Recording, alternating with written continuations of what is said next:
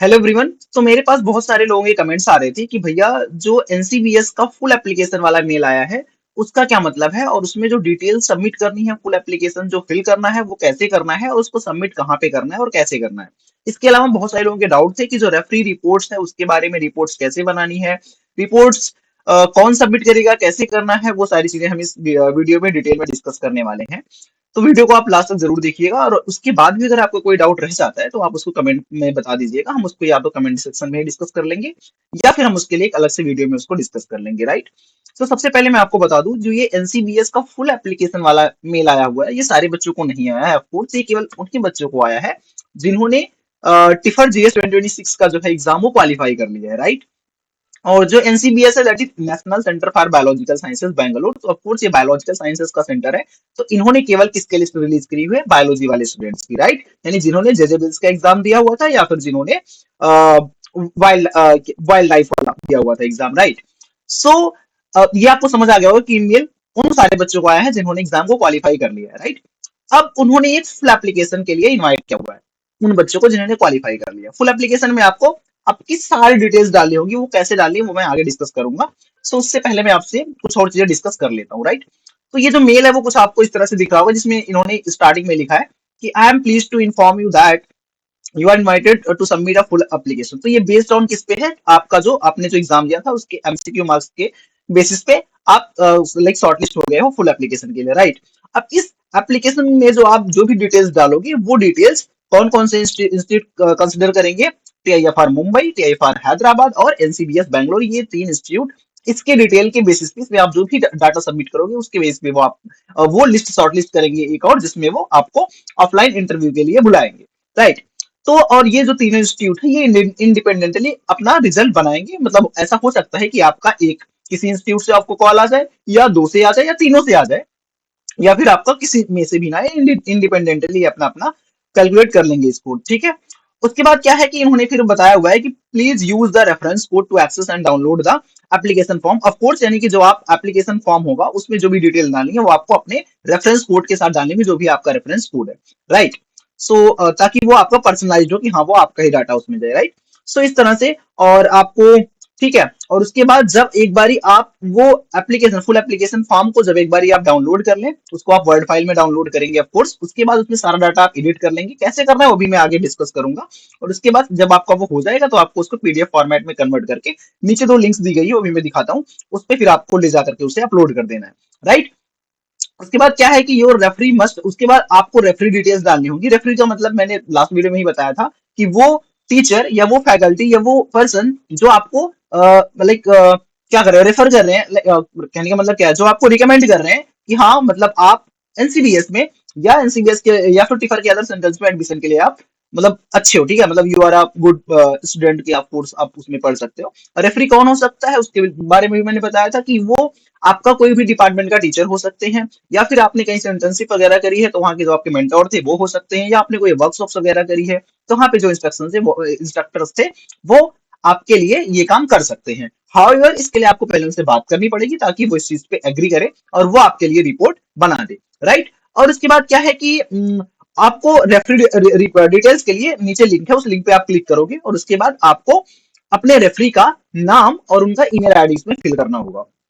और इन्होंने बताया कि ईमेल आईडी जो है वो आप हमेशा इंस्टीट्यूशनल ईमेल आईडी ही प्रोवाइड करेगा।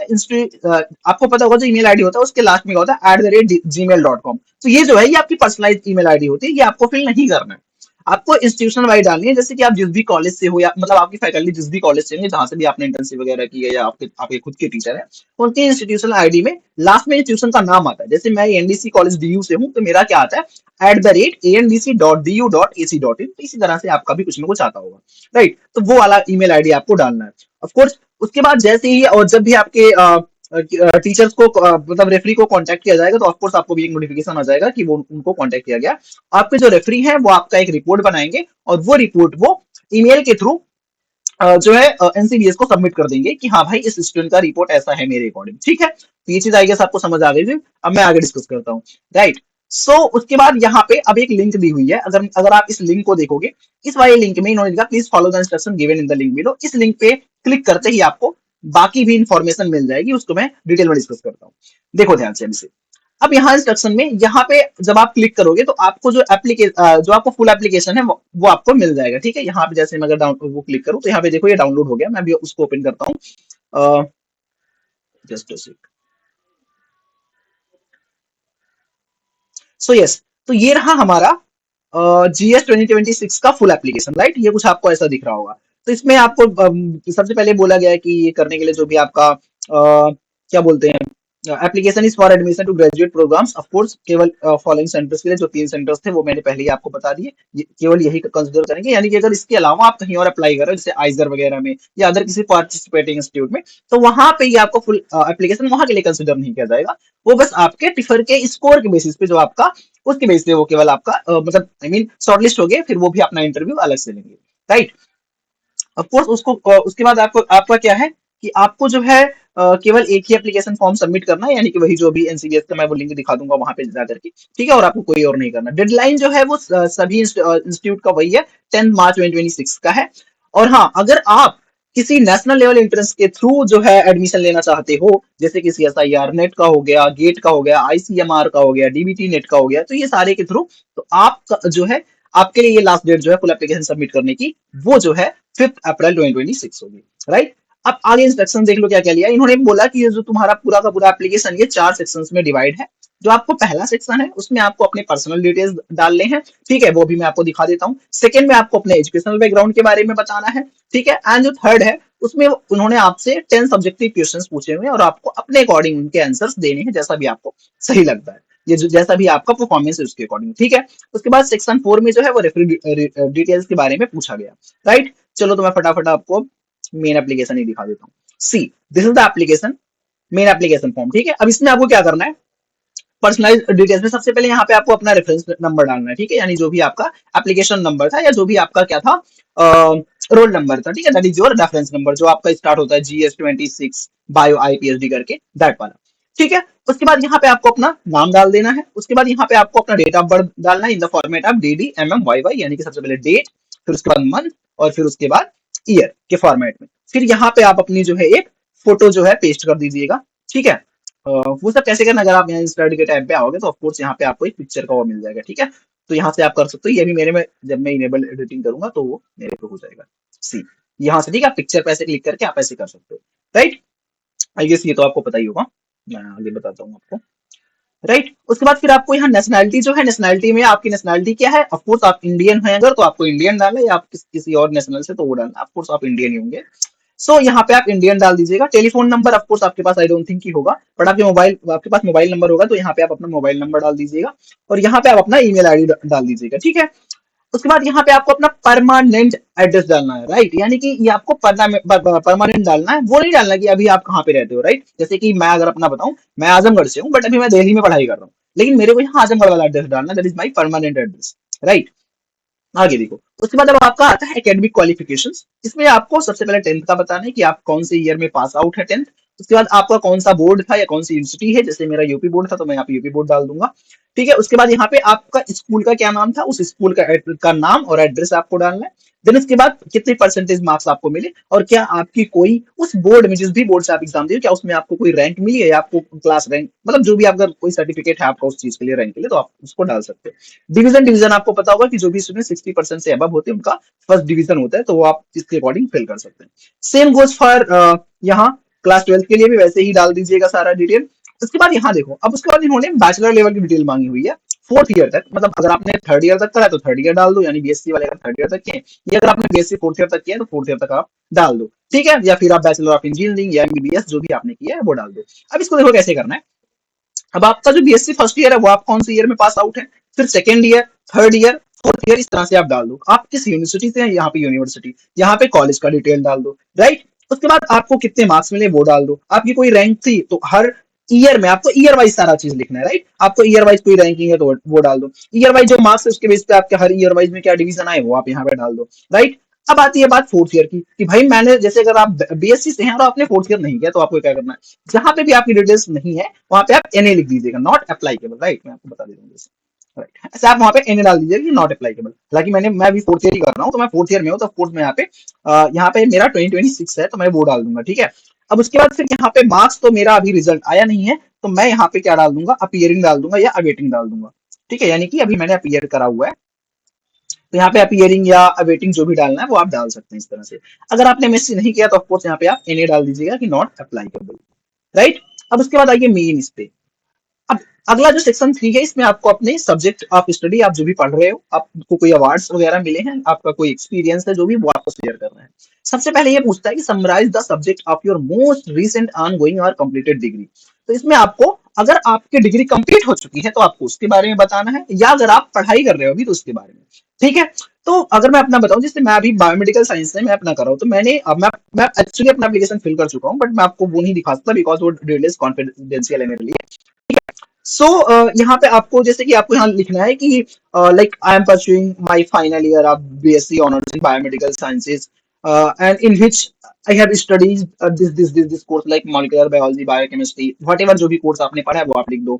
ठीक है, और चूंकि मेरे पास माइनर डिग्री भी है तो मैंने ये भी लिख दिया, I also hold a minor degree in the zoology where I have studied, जो मैंने पेपर्स पढ़े थे मैंने उसके बारे में डाल दिया। तो वो आप चीज बता सकते हो कि आप जो भी चीज पढ़ रहे हो, भी जिस भी कोर्स में हो, उसके बारे में बताओ कि हाँ मैं ये वाला कोर्स कर रहा हूँ और उसके बाद मैंने उस कोर्स के अंदर ये मेजर सब्जेक्ट पढ़े हुए हैं। ठीक है, राइट। उसके बाद अब आगे आ जाओ, फिर tell us about any awards और फेलोशिप्स यू हैव ऑब्टेन्ड। अब इसमें आपको किसी, अगर आपको आज तक कोई अवार्ड मिला है, कोई फेलोशिप मिली है, तो उसके बारे में आपको लिखना है, राइट। अब कुछ लोग बोलेंगे कि भैया क्या इसमें मैं नॉन साइंस के अवार्ड भी डाल देता हूँ। देखो मुझे इसका बहुत आइडिया नहीं है, बट मैं अपना एप्लीकेशन जो किया, मैंने उसमें क्या किया, मैंने इसमें 3 सेक्शन कर दिए। मैंने पहले यहाँ पे साइंस अवार्ड हेडिंग डाल दिया, फिर मेरे को साइंस के फील्ड में जितने अवार्ड्स लिखे हैं मिले हैं मैंने वो मेंशन कर दिया। आफ्टर दैट फिर मैंने एक नन साइंस का हेडिंग डाल दिया, फिर नन साइंस रिलेटेड मेरे जो अवार्ड थे मैंने वो यहाँ पे मेंशन कर दिया। फिर लास्ट में मेरे को जो फेलोशिप मिली थी वो मैंने फेलोशिप हेडिंग डाल के फेलोशिप अपनी मेंशन कर दी, राइट। तो ये आप जो है यहाँ पे कर दीजिए। अच्छा, सेकंड चीज क्या है कि अगर आपको ये चीजें मतलब मिली है या ना मिली है जो भी है, उसके अलावा अगर आप किसी और नेशनल लेवल के एग्जाम के बेसिस पे आप जो है एडमिशन लेना चाहते हैं, यानी कि अगर आपने गेट सीएसआई और यूजीसी नेट का आपके पास कोई वैलिड स्कोर कार्ड है, तो आप उसके बारे में डिटेल्स डाल सकते हो। ठीक है, ओके, आगे। So have you participated in research internship और ट्रेनिंग। तो अगला पूछता है कि क्या आपने कभी कोई रिसर्च इंटर्नशिप करी है या आपने किसी भी ट्रेनिंग प्रोग्राम को ज्वाइन, जैसे होते हैं ना बहुत सारे ट्रेनिंग प्रोग्राम होते हैं related to different different fields, है ना, डिफरेंट काइंड ऑफ टेक्निक्स वगैरह। तो उस पे अगर आपने ऐसा करा है तो आपको उसकी डिटेल्स यहाँ पे लिख देने हैं अच्छे से। ठीक है, जो जो भी किया है आपने उसको बुलेट पॉइंट्स में या 1 2 3 करके आप अच्छे से उसको डिस्क्राइब कर दो। उसमें आपको क्या क्या चीजें मेंशन करनी है कि आप वो जो भी आपने ट्रेनिंग प्रोग्राम या इंटर्नशिप अटेंड किया उसका डेट क्या है, यानी कि किस पर्टिकुलर पीरियड में वो हुआ है, कहाँ पे हुआ है, किस हॉस्ट इंस्टीट्यूट में, यानी कि कहाँ पे वो हुआ है, किस इंस्टीट्यूशन में, सुपरवाइजर कौन था, और उसके बाद किस टॉपिक पे हुआ, उस टॉपिक के बारे में आपको बताना है, राइट। अगर आपने ये सब नहीं किया, ऑफ कोर्स पहले भी बता रहा हूँ, अगर आपको यहाँ पे भी कुछ भी नहीं मिला, आप एनए डाल दो, नॉट अप्लाइकेबल, नॉट अप्लाइकेबल, राइट। उसके बाद फोर्थ क्वेश्चन क्या बोलता है कि क्या आपने कभी कोई पेपर पब्लिश किया है किसी पीयर रिव्यूड जर्नल में, या आपने कभी अपने काम को प्रेजेंट किया है किसी कॉन्फ्रेंस में। अगर हाँ, तो आप उसके बारे में यहाँ पे बताओ और उसका एक ब्रीफ डिस्क्रिप्शन दो कि आपने उस पेपर में क्या कंट्रीब्यूशन दिया हुआ है, राइट। अब अगर आपने किसी पेपर को पब्लिश किया है तो of course you have to give your details here. Otherwise अगर आपने पेपर पब्लिश नहीं किया है, बट हाँ किसी नेशनल या इंटरनेशनल कॉन्फ्रेंस में जाकर के आपने उस पेपर को प्रेजेंट किया हुआ है, तो आप उसके डिटेल्स को भी यहाँ पे फिल कर सकते हो, राइट। अगर नहीं है ऐसा आपका बैकग्राउंड तो ऑफ कोर्स आप यहाँ पे एनए डाल दीजिएगा, नॉट अप्लाइकेबल। आगे, have you had any breaks in your education, if yes briefly give the reason for the break. यहाँ पे पूछ रहा है कि क्या आपका कभी एजुकेशन ब्रेक हुआ है, यानी कि मतलब जैसे कि होता नहीं है, मतलब क्या आपकी स्टडी कंटिन्यूअसली चली है या आपने कभी ड्रॉप वगैरह लिया। अगर आपने ड्रॉप लिया है तो जिस भी चीज के लिए लिया था वो आप यहाँ पे मेंशन कर दोगे, ठीक है, from your 10th onwards, right. और अगर है तो आप लिख दो यस मेरा ब्रेक था, और क्यों था वो आपने बता दो, ठीक है, एकदम मतलब बी ट्रुथफुल। अगर you are like preparing for some exams, लिख दो कि हाँ I was preparing for NET exam, और लाइक अदरवाइज मतलब जो भी जिस भी चीज के लिए आपने लीव लिया था वो आप यहाँ पे बता दो, ठीक है। और अगर नहीं है तो ऑफकोर्स आप यहाँ पे नो लिख दो कि हाँ भाई नो, मेरा ऐसा कुछ नहीं रहा, मैंने कोई जैसे मेरा ब्रेक नहीं लिया मैंने कभी, तो मैं यहाँ पे नो डाल दिया था। उसके बाद पूछता है what is the most interesting book, fictional या नॉन फिक्शन ही बताना है केवल आपको, you have read recently and why did you find it interesting. ये आपको 100 वर्ड्स में लिखना है, यानी कि अगर आप fictional and non fiction books पढ़ते हो तो आपने रिसेंटली कोई ऐसी बुक पढ़ी हो जो आपको बहुत अच्छी लगी हो फिक्शन या नॉन फिक्शन में, तो उसके बारे में आपको यहाँ पे बताना है, और आपको वो बुक इतनी इंटरेस्टिंग क्यों लगी उसका भी रीजन आपको इसमें स्टेट करना है, राइट। और अगर ऑफ कोर्स अगर आप बुक्स नहीं पढ़ते तो आप फिक्शन वगैरह नॉन फिक्शन के तो आप यहाँ पे नोट लिख दो। मैं पढ़ता हूँ, तो मैंने रिसेंटली जो बुक मैंने पढ़ी थी मैंने उसका डिस्क्रिप्शन पूरा यहाँ पे लिख दिया था 100 वर्ड्स में। उसके बाद नेक्स्ट आपका क्या आता है, why do you want to do a PhD. आपको पीएचडी क्यों करनी है, आप क्यों पीएचडी करना चाहते हो, ऑफ कोर्स वो आपका पर्सनल इंटरेस्ट हो सकता है, व्हाटएवर इस वो आपको यहाँ पे लिखना है। ऑफ कोर्स मैं बोलूंगा इसको तो आपको लिखना है, इस क्वेश्चन में आप नॉट अप्लाई केवल नहीं लिख सकते हो, बिकॉज ऑफ कोर्स आप आईपीएचडी के लिए या पीएचडी के लिए अप्लाई करो तो आपको ये चीज लिखना ही है, राइट। आगे, what is the hardest you have worked on something and why was it hard। यानी कि आपको आज तक की लाइफ में क्या चीज सबसे ज्यादा हार्ड लगी और वो क्यों आपको इतना हार्ड लगा, and what did you do in that situation, और आपने फिर उस टाइम पे क्या किया, राइट। इसके बारे में आपको लिखना है। तो ये चीज आप पूरा यहाँ पे लिख सकते हो, और ऑफकोर्स आपको कभी ना कुछ तो हार्ड लगा ही होगा, तो ऑफकोर्स इसको आप जरूर ही लिखना है आपको। मेरे लिए क्या था कि जब मैं लाइक मैंने अपनी पूरी एजुकेशन जो है वो यूपी बोर्ड से करी थी, कंप्लीटली हिंदी मीडियम में। But when I shifted to Delhi for my higher education, so मेरे को ना यहाँ पे सारे लोग इंग्लिश में ही पढ़ते थे, इंग्लिश में बात करते थे, तो I was feeling very bad because I was not getting any kind of sense कि वो क्या बात कर रहे हैं क्या नहीं बात कर रहे हैं, राइट। मुझे कुछ समझ नहीं आता था। So this was very challenging for me, and मैंने उसी के बारे में पूरा डिस्क्रिप्शन इसमें लिखा हुआ है, ठीक है, विद इन द 100 वर्ड्स। अब देखो ये सबसे इंपॉर्टेंट क्वेश्चन एक आ गया, describe one classical experiment that you came across either in your courses or in popular press in your own words। यानी कि आपको इसमें किसी एक क्लासिकल एक्सपेरिमेंट के बारे में बताना है, ठीक है।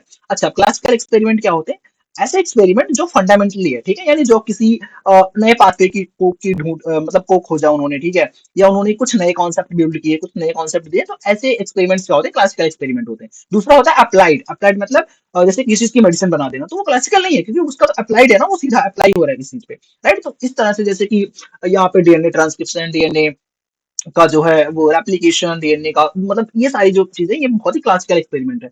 तो आप या फिर बैक्टीरियल कॉन्जुगेशन वगैरह हो गया, ठीक है, बैक्टीरियल ट्रांसफॉर्मेशन, ये सब क्लासिकल एक्सपेरिमेंट है। इसके बारे में आप जो है कोई भी आप एक चूज कर लो और इसके बारे में आपको अपने वर्ड्स में लिखना है, राइट। आप उस जाके अच्छा ये आप बोलोगे कि भैया ये चीज मुझे मिलेगा कहाँ से, ऑफकोर्स इससे रिलेटेड मतलब जो भी क्लासिकल एक्सपेरिमेंट होते हैं उसके रिसर्च पेपर पब्लिश हैं, राइट, अवेलेबल होते हैं। तो आप जाओगे उससे रिलेटेड रिसर्च पेपर जो ओरिजिनल रिसर्च पेपर है उनका, उस साइंटिस्ट का, उसको जाओ डाउनलोड करो और उसको आप पढ़ो, एनालाइज करो, और जो भी आपको समझ आता है उसको आप अपने वर्ड्स में यहाँ पे लिख दो, राइट। उसके बाद आगे देखो क्या है, tell us why you think this experiment is interesting. और आप ये भी बताओ कि आपको ये एक्सपेरिमेंट इतना इंटरेस्टिंग क्यों लगा, क्योंकि आपने भाई बहुत सारे क्लासिकल एक्सपेरिमेंट है बट आपने किसी एक को ही चूज किया, व्हाई, वो आपको क्यों इतना इंटरेस्टिंग लगा वो आपको बताना है। And what the result tell us, और जो भी रिजल्ट उसमें आया उससे आपको क्या इंफॉर्मेशन मिलती है वो आपको बताना है। If you were to follow up on this experiment today, what will you do. And अगर आपको वही एक्सपेरिमेंट जो आज से जो क्लासिकल एक्सपेरिमेंट जो कि हो चुका है जिसपे भी आपने लिखा है, अगर वही एक्सपेरिमेंट आपको फॉलो अप करना है, यानी आपको उसी एक्सपेरिमेंट को आगे कंटिन्यू करना पड़े, तो आप क्या चीजें उसमें करोगे, क्या एड ऑन उसमें करोगे, ये आपको यहाँ पे करना है, राइट। उसके बाद अब क्या आता है, list any other information you would want to consider here. अब अगर आपके पास जो भी यहाँ पे क्वेश्चंस दिए हुए थे, इसके अलावा अगर आपके पास कोई ऐसी चीज है जो आप मेंशन करना चाहते हो जो इन क्वेश्चंस में नहीं है, तो आप उसको अदर्स के सेक्शन में कर सकते हो। अब मैंने क्या किया मैं आपको बताता हूँ, मैंने इसमें क्या करा है, मैंने इसमें मतलब जो भी मेरी कॉन्फ्रेंसेस मैंने अटेंड करी है, राइट, जो मैंने कॉन्फ्रेंसेस वगैरह अटेंड किए, मैंने बहुत सारे नेशनल इंटरनेशनल कॉन्फ्रेंस अटेंड किया हुआ है, मतलब जहां पे मैंने पेपर नहीं प्रेजेंट किया, जहां पे मैंने केवल अटेंड किया है, ठीक है, उनके लेक्चर सुने हैं, तो वो मैंने डाल दिया। और जो मेरे नॉन साइंस ट्रेनिंग प्रोग्राम थे, जैसे मैं वो जो होता है Republic day celebration, independence day celebration जो मिनिस्ट्री ऑफ डिफेंस के द्वारा ऑर्गेनाइज होता है, मैं उसमें मेरे को 2 बार ही सिलेक्शन हुआ था मेरा, मतलब ऑफकोर्स 2 बार ही हो सकता है मैक्सिमम, तो दोनों ही फंक्शन में एक बार, तो मैं उसके बारे में मैंने लिखा था कि मैं वहां पे सिलेक्ट हुआ था, और उसके बाद मेरे मेरे को ट्रेनिंग मिली थी वो सब, तो मैंने उसके बारे में, तो जो भी तुम्हारा है अदर्स के सेक्शन में वो आप डाल सकते हो, राइट। और इसके अलावा मैंने एक और चीज इसमें मेंशन करी है बहुत इंपॉर्टेंट, लीडरशिप पोजीशंस, जैसे कि मैं मेरे कॉलेज की सोसाइटीज में बहुत जगहों पे मैं president, vice president, project head और बहुत सारी पोस्ट पे मैंने काम करा हुआ है, तो मैंने उसके बारे में यहाँ पे वो सारा मेंशन कर दिया है, राइट। सो यस, और उसके बाद क्या आएगा, तुम्हारा साइंटिफिक रेफरी, ऑफकोर्स जो रेफरी की डिटेल्स आपने डालना है वो आपको यहाँ पे लिख देना, उनका नाम डालना है। एफिलिएशन, यानी कि जैसे कि एफिलिएशन मतलब उनका क्या एफिलिएशन है, मतलब वो किस पोजीशन पे काम कर रहे हैं, राइट, जैसे कि वो असिस्टेंट प्रोफेसर है, एसोसिएट प्रोफेसर है, कहाँ के है, उसके बाद उसका पूरा डालना, ठीक है। जैसे मैंने कोई भी डाल दिया प्रोफेसर वटेवर, उसको मैंने डाल दिया कि वो हाँ like professor at department of biomedical science Acharya Narendra Dev college university of Delhi, इस तरह से आपको उनका डिटेल डाल देना, मतलब फुल एफिलिएशन।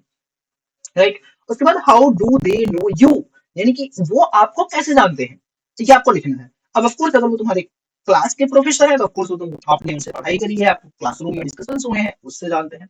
अगर आपने इंटर्नशिप करी है उनके अंदर तो आप भाई लिखोगे कि क्योंकि मैंने उनके अंदर इंटर्नशिप करी है। अगर वर्कशॉप वगैरह के थ्रू था तो आप बताओगे कि हमने उनका वर्कशॉप ज्वाइन किया था।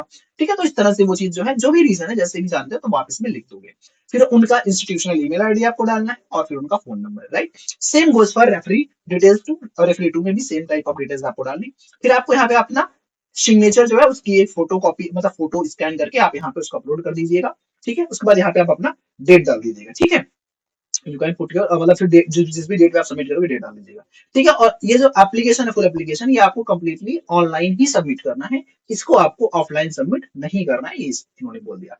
ओके, अब मैं आपको एक बहुत ही सरप्राइज देता हूँ। सरप्राइज क्या है, आप क्योंकि इतना लास्ट तक वीडियो देखो तो of course you should get a surprise. वो ये, मैं आपको अपना एप्लीकेशन पर दिखाता हूँ कि मैंने क्या क्या डिटेल्स फिल करी है, बहुत ही जल्दी में दिखाऊंगा आपको।